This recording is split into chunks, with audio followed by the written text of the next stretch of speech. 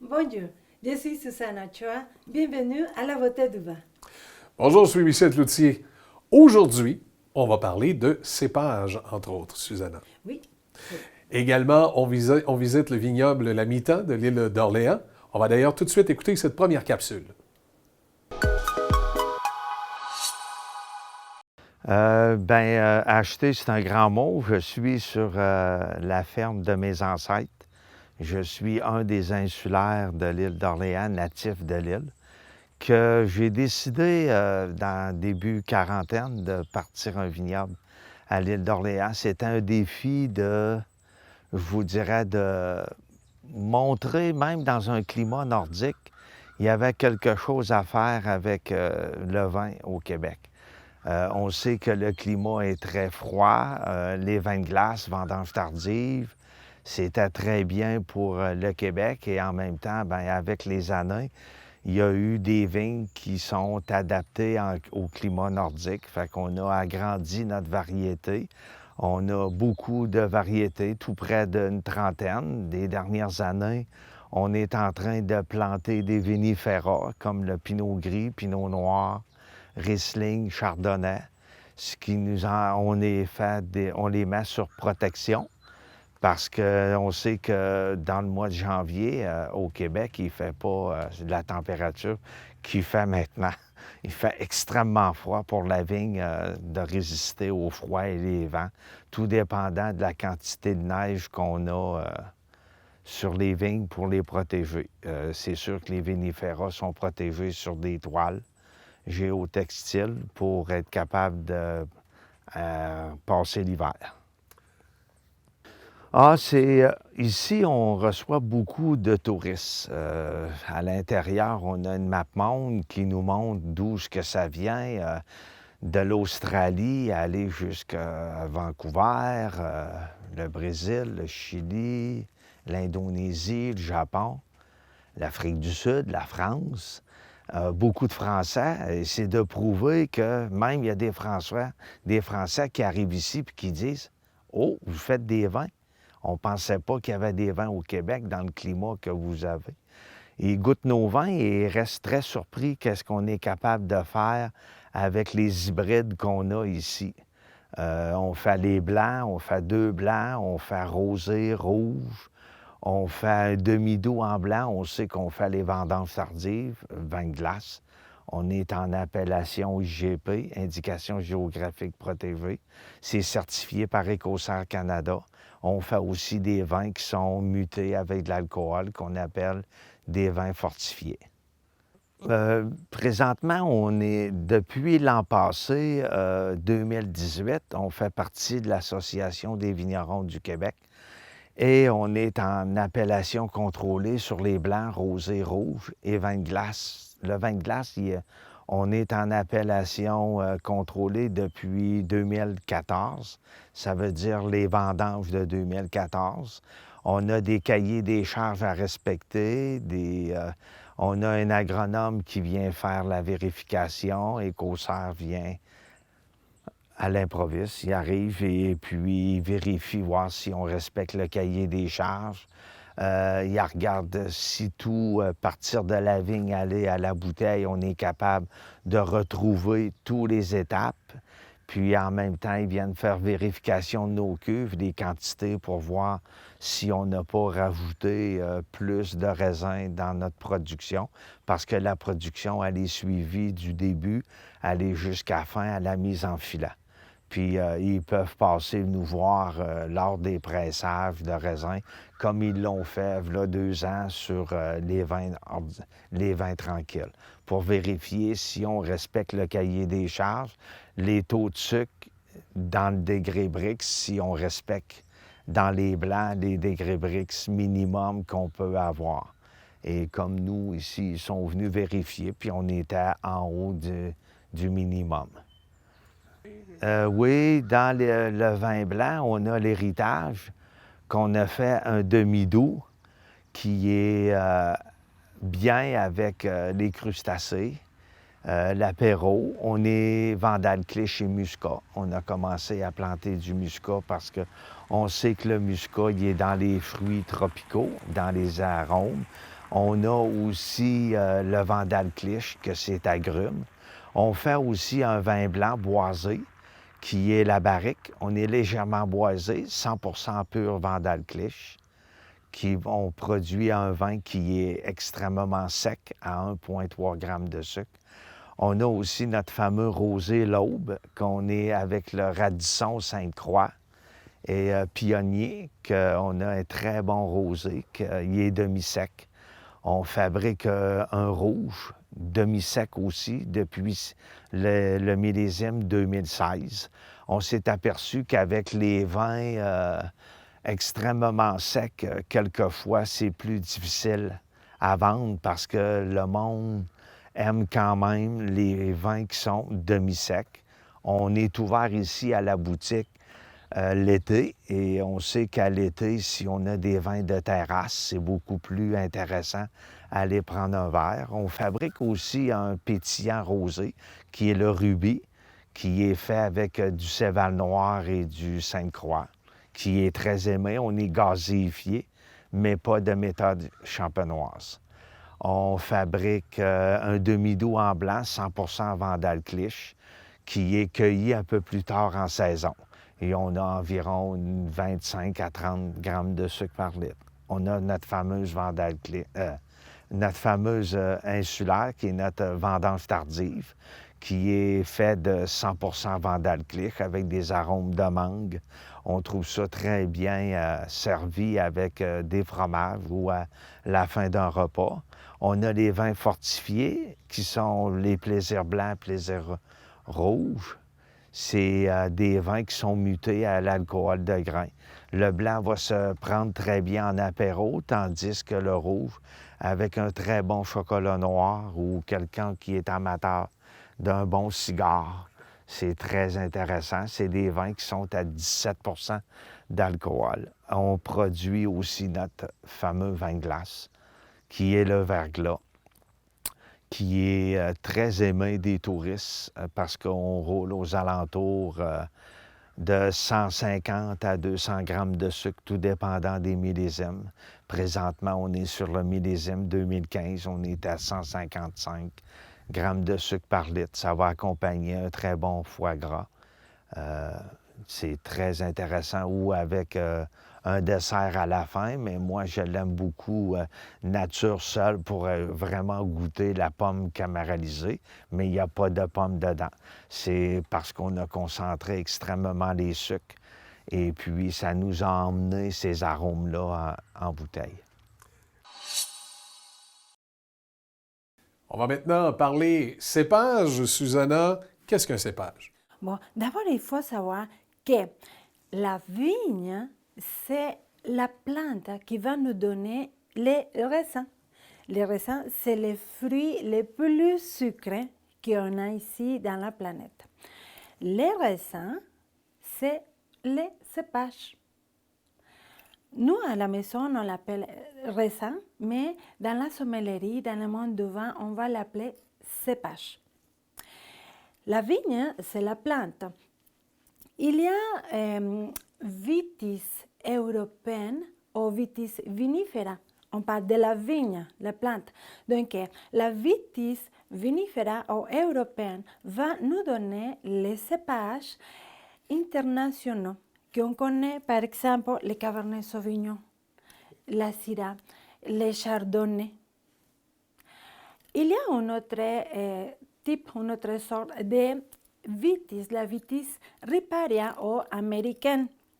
C'est très connu pour être résistante aux maladies, mais on ne fait pas de vin avec la vitis riparia. C'est plus avec la vitis européenne qu'on va le faire. Nous avons également des différents types de raisins de cépages. On va les appeler les cépages. Oui. Bon. Donc, il y a des cépages de cuve pour faire le vin.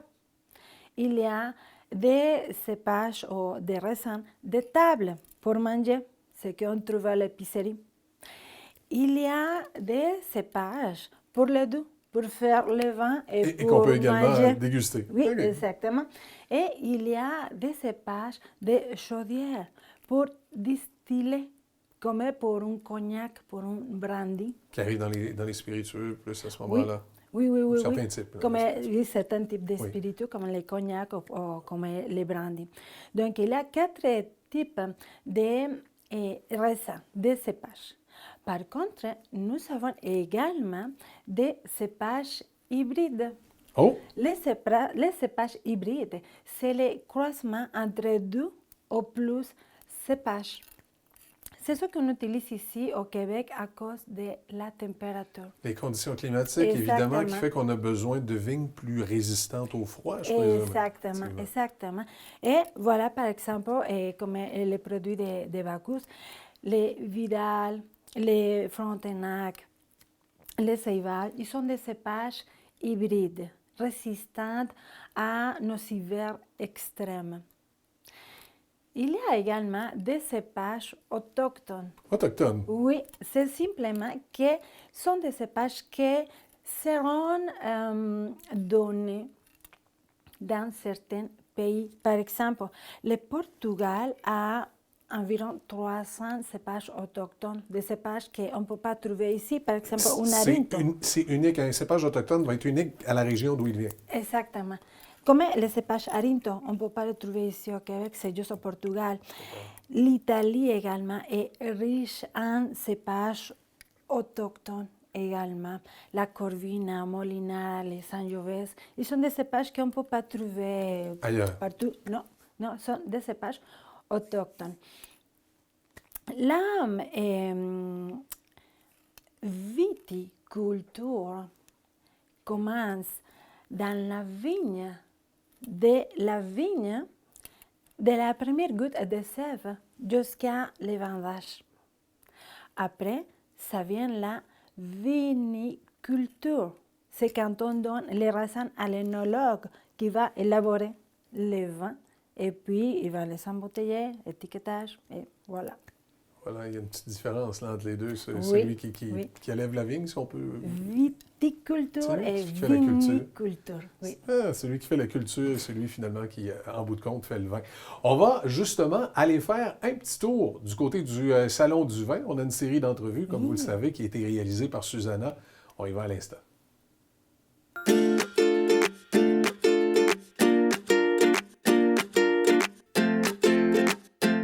Bonjour Alain La Liberté. C'est qui Alain La Liberté? Bonjour, Susanna.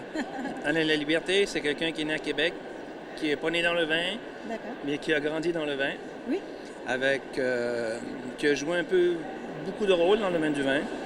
Enseigné, des trucs de dégustation, sommelier, représentant, différentes choses, consultant dans les vins. Ça fait longtemps que vous faites le monde du vin? Je dirais professionnellement depuis le début des années 90. D'accord. Et tout ça a commencé avec une folie des étiquettes de vin. Ah oui, parlez-nous de cette étiquette. Oh mon Dieu, il y en a beaucoup, hein. Oui, qu'est-ce toutes que les vous voulez? étiquettes, toutes les bouteilles ont des étiquettes de vin. Oui. Et c'est la carte de visite, en fait. Et ces étiquettes-là, il y a une histoire à raconter, que ce soit géographique, que ce soit culturel, que ce soit le cépage, la façon de produire le vin. Et il y en a que ce sont littéralement des œuvres d'art. Et comme professeur, comment est-ce que vous voyez le monde de la sommellerie ici à Québec? Au Québec, partout au Québec. Comment est-ce que vous le voyez? Québec ou en Ontario, Ah, d'accord. la sommellerie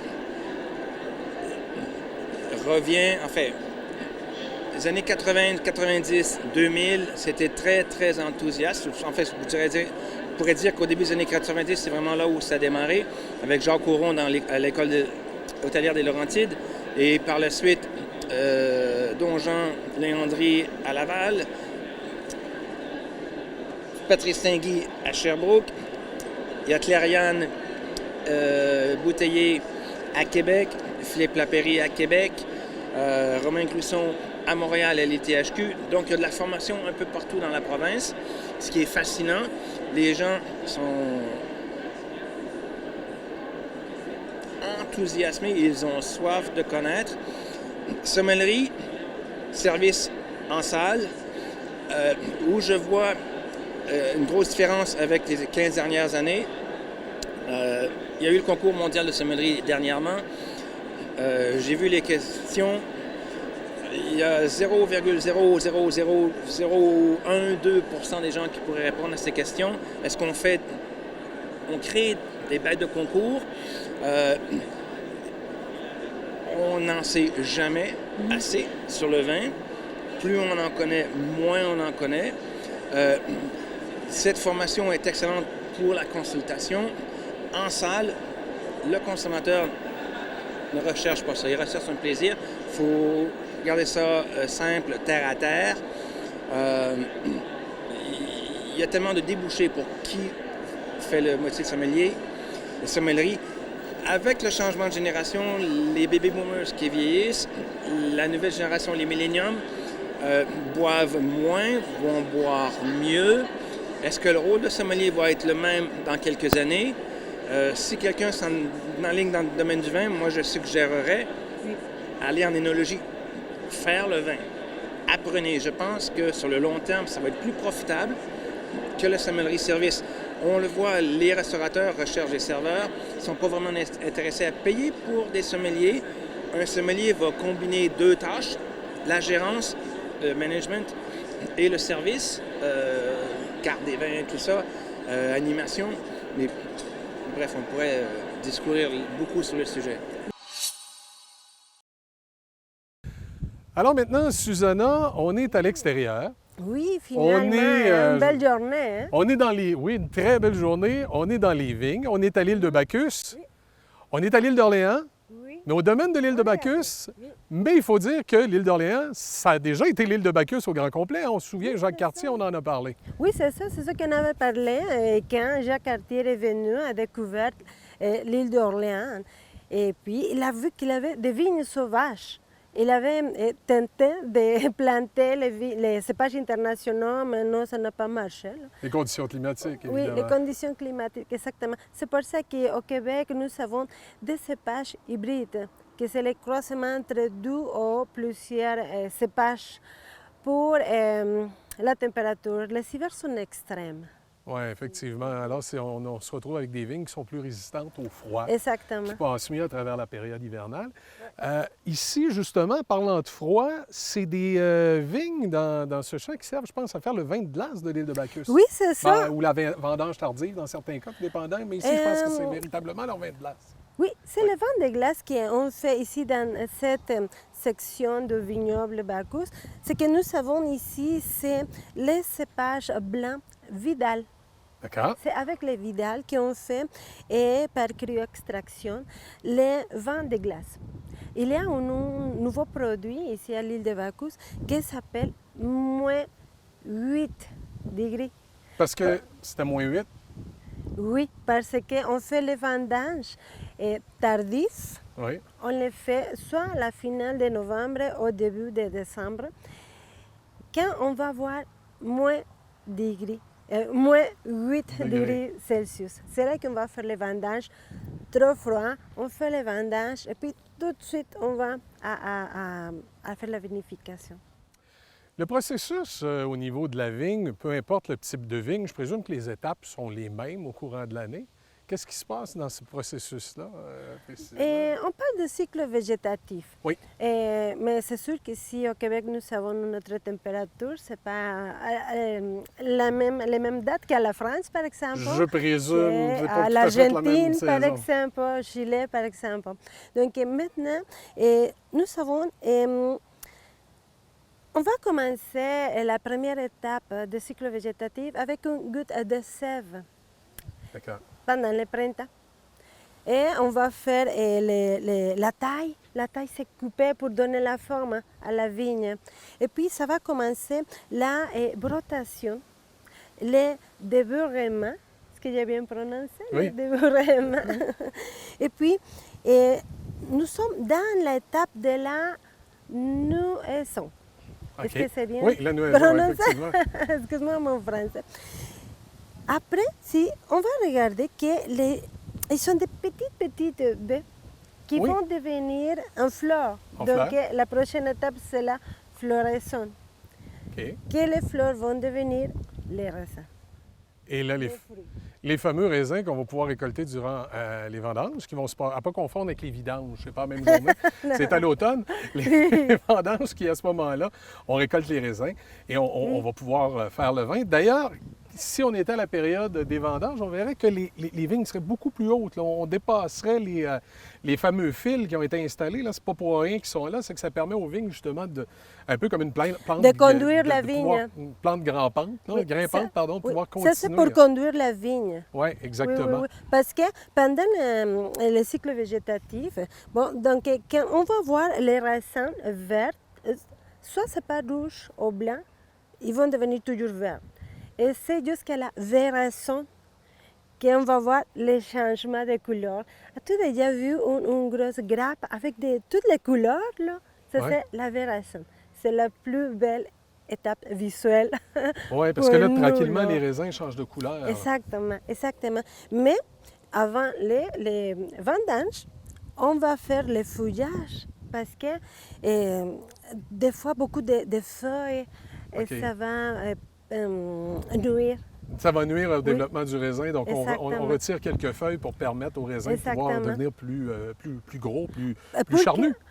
Pour que le soleil et toute la concentration soit plus dans les raisins et pas dans les feuilles. Dans les feuilles, exact. Oui, exactement. Et on va faire, comme je te disais, les fils qui sont ici sont pour conduire la vigne, parce que sinon la vigne va tomber toute ici. D'accord. Donc, on va la conduire, on va lever les feuilles, oui, exactement. Et puis, on va la soigner l'observer pendant tout le cycle. Après les vendanges, pour faire les vendanges, c'est une étape aussi importante parce que si tu crasses les grappes, si tu les prends et tu les crasses, la fermentation va commencer tout de suite. Il ne faut pas les casser. Non, il faut vraiment les faire à la main, si vraiment possible. Les cueillir, les cueillir avec amour, avec attention et les déposer dans la boîte, dans la caisse. Une fois que ce n'est pas tout plein, non? Parce que sinon, les mêmes poids va craser. On ne peut pas se permettre de les empiler. Il faut vraiment qu'ils soient étendus sur le plateau. Oui, exactement. Et puis, ça va venir quelqu'un, des personnes qui vont ramasser dans un chariot et tout de suite à faire les raflages. On va enlever les rafles et puis on va faire le pressurage pour obtenir les jus. Et tout de suite, à la cuve inox. OK. Oui. Et puis, c'est là que ça va pas commencer comme la fermentation. C'est pas un grand plat de bois où tout le monde embarque nu-pieds dedans pour les écraser. Mais avant, c'était comme ça. Hein? Ouais, c'est sûr qu'avant, c'était comme ça. Je détesterais pas essayer ça. Moi, je pense que je vais venir durant les vendanges, essayer ça, écraser les raisins à pieds nus. Oui, ça serait agréable. Oui, mais il y a des moments qui le font, que je l'ai vu même l'année passée. Oui. Okay. Oui, il y a encore des endroits où des petits vignobles en Europe la tradition, c'est une tradition. C'était la tradition. Oui. Même pour... Oui. On voit de tout. On voit de tout. Et finalement, ça vient la fermentation. Et on va tout nettoyer, purifier les vins. Donc, inquiétez-vous pas si c'est avec les non, même si c'est pieds. avec les pieds. Non, mais c'est en Europe, dans certains endroits où on a gardé une tradition. Même je présume au les plus Mexique, petits vignobles. Au Mexique aussi? Je l'ai vu l'année passée. Ah! Avec une petite tequila, on écrase les raisins au Mexique. C'est une idée. C'est ça. Il y a plusieurs cépages quand même ici. Hein, ici, c'était les cépages pour les vins de glace. Oui, ça c'est les vidages. Une vendange tardive. Pour les vins de glace. Et un peu plus loin, il y a d'autres cépages là, qui sont toujours des cépages adaptés là, pour notre saison. Oui, toujours des cépages hybrides. C'est sûr qu'il y a des domaines, ici même à l'île de Bacchus, qui ont commencé à planter les cépages internationaux, comme le Riesling par exemple, comme le Pinot Grigio par exemple, et le Pinot Noir également. C'est prendre un peu de risque, mais je te dis que ils ont de bons résultats. Ils ont de bons résultats, mais je présume qu'ils doivent faire un peu plus attention à la vigne en période estivale. On doit la garder, la protéger un peu plus des intempéries. Exactement, de tout, hein, de tout. Et puis, on voit ici aussi les vignobles, hein, que ce n'était pas parce qu'on ne fait pas attention ici, on a beaucoup d'herbes. Non, c'est parce que il faut travailler d'une façon le plus naturelle Exact. possible. Éviter de mettre, comme on pouvait mettre à une certaine époque, certains produits qui Oui. faisaient mourir Oui, les oui. mauvaises herbes, mais Oui. qui venaient également déranger d'une certaine façon les vignes. Là, on s'assure Exactement. d'avoir une qualité. Le plus naturel possible. Oui. Et nous savons également le type de sol. Le type de sol, c'est limon, argile également, que ça c'est très bien pour la concentration, la rétention d'eau et l'infiltration d'eau. D'accord. C'est bien pour la vigne parce que on dirait que la vigne est masochiste. Ah ouais. Elle boit beaucoup d'eau. Oui, non, plus tu la laisses grandir à sa nature, Oui. plus qu'elle va te donner le meilleur résultat. Mais par contre, si tu viens et tu l'arroses, maintenant. Il faut la laisser aller par Non, elle-même non, et là, oui. le raisin devient plus concentré, je présume, un peu de meilleure qualité. Mais tu sais quoi? Que dans la vigne, le sol est ici et la vigne va faire des racines. Et c'est les racines qui vont aller chercher l'eau. Mhm. Donc, il faut la laisser souffrir un peu. Faut la- On la laisse souffrir un petit Oui. peu, comme ça, elle donne Oui. de meilleurs résultats. Oui, Et oui, évidemment, oui, les c'est ça. vignobles de l'île d'Orléans, c'est toujours impressionnant de voir les Oui, c'est paysages qu'on a, les décors dans la période touristique. Beaucoup de gens viennent ici, Oui. ont l'occasion de goûter au vin et voir tout ce qui s'y passe. Alors évidemment, cette émission d'aujourd'hui, c'est au vignoble de l'île de Bacchus. Oui. Et on rappelle que c'est le nom original de l'île d'Orléans qu'avait donné Jacques Cartier. C'était le nom original Exactement. de île de Bacchus. C'était le lorsqu'il est premier venu. vignoble, si je ne me trompe pas, d'ici de Québec, de l'île d'Orléans, si je ne me trompe pas. Et aussi, c'est très important de remarquer que nous avons un microclimat. Oui. Le climat que nous avons ici, ce n'est pas pareil que le climat que nous avons Qu'on va là-bas. retrouver tout à fait nécessairement sur la Mhm. côte de Beaupré, juste en face. Il y a une Oui. situation qui est créée, Oui, le oui, fait qu'on on est est- entre, Exactement, on est entre le fleuve. le fleuve et le littoral. Oui, Voilà. parce qu'ici, l'air, c'est plus rafraîchissant. Il y a une petite brise. Ici, que nous n'avons pas de l'autre côté, par exemple. Excellent, Susanna. Alors, on rappelle qu'on était dans les vignes à l'île de Bacchus.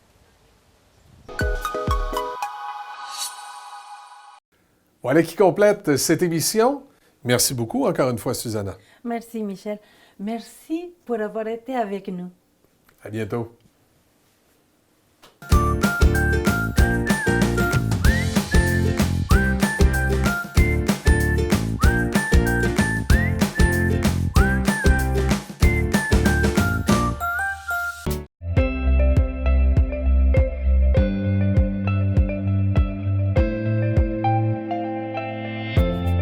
Découvrez Paul Letourneau, l'opticien de famille, dans sa nouvelle boutique. Vente, ajustement, réparation de lunettes de qualité. En boutique, vous trouverez des lunettes de soleil, de sport, pour l'ordinateur, de sécurité, ainsi que des lentilles cornéennes. Paul Letourneau, opticienne, c'est aussi un service à domicile pour les personnes qui sont dans l'incapacité de se déplacer. Un service personnalisé à l'échelle humaine. Prenez un rendez-vous à sa boutique sur la Côte-Sainte-Anne et apportez votre prescription. En boutique ou à domicile, Paul Letourneau, l'opticienne, près des gens de la Côte.